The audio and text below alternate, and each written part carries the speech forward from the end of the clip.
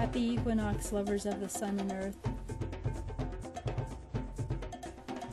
The vernal equinox, Mother Earth Day, is the natural celestial holiday as it was intended by the original Earth Day founder and peace activist John McConnell in 1969.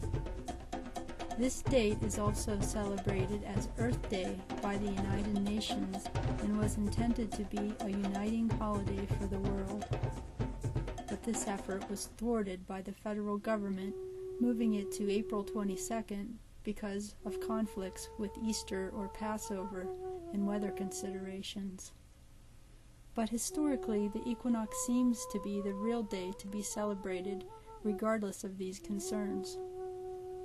This idea is supported by several interesting relationships. The word vernal means to bloom.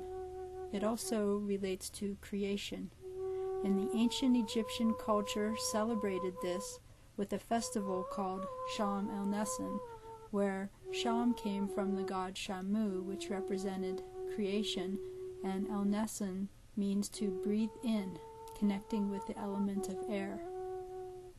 The word Sham seems to also connect with shamanism and to the name of the Babylonian sun god, which was Shamash, and to the center candle of the seven-candled Jewish menorah, which is called Shemesh. There also seems to be a visual word connection to the term Passover, because the equinox is a time when the apparent motion of the sun is passing over the equator. And interestingly, when you line up the winter solstice to the northernmost position, like 12 midnight on a clock, we see that the time of the spring equinox, that the earth is in an easterly position relative to the sun. And this results in the logical name of Easter. It also seems remarkably interesting that the word equinox means equal night, and that the X is the letter Chi, which was the first letter of the ancient spelling of the word Christ. In ancient China, it was said that the Chi energy changed directions on the solstices, and in fact the Earth's celestial equator is crossing the ecliptic plane of the sun, creating an unseen X in the sky at the time of the equinox. Although the sun stays in the same place, it appears as if it's rising in the sky. However, Christians associate Easter with the death and rising or resurrection of a man, Jesus, rather than the fact that light and dark are in balance and both day and night are 12 hours long, and that after the equinox there will be more hours of light, and that the sun has prevailed over the darkness in the northern hemisphere, and it is the end of winter. To the pagans, the egg and its golden yolk represents the sun.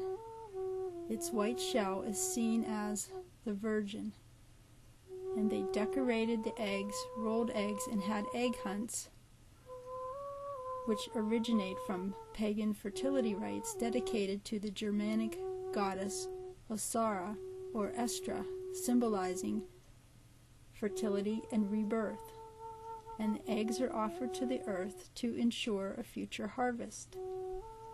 It is as if nature is hatching out with new life. And interestingly, the female hormone estrogen is named after Ostara. And nowadays, rabbits are also a symbol of creation because they breed so prolifically. All these factors contribute to why the Aquarian calendar is designed to officially celebrate the spring equinox. The Aquarian calendar also calls the spring equinox Mother's Day because it logically relates to Mother, Earth, and spring, just as the time when the new young sun now celebrates a union with the young maiden Earth, who becomes pregnant with the springing up and new life emerges, and sap rises, and buds shoot, and the spring flowering bulbs are celebrated as gifts from nature.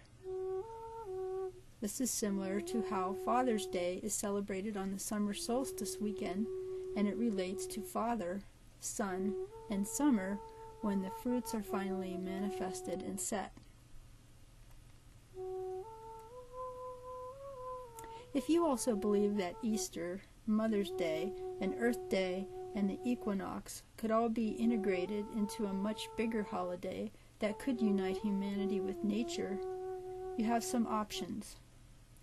On a personal level, you could use the equinox as a day of equilibrium to consciously create balance in our lives, work, and play, and relationships, and to rejuvenate our own life force.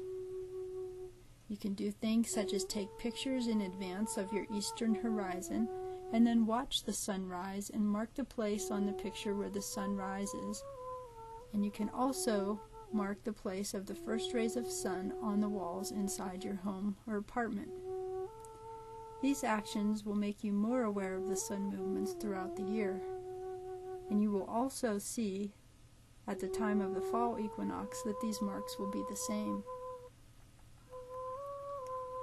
If you are called to take a proactive approach, you could either join the Aquarian Calendar Facebook group or subscribe to the free Sun Tribe newsletter. You could also write to your senators and congressmen and tell them that you support Earth Day being celebrated on the true planetary and solar significant day that it was originally intended by John McConnell. Or lastly, you could take matters into your own hands and begin your own group and create seasonally significant celebrations on the equinoxes and solstices and spread these ideas regardless of church and state official approval. Whatever you decide to do or not do, happy spring equinox.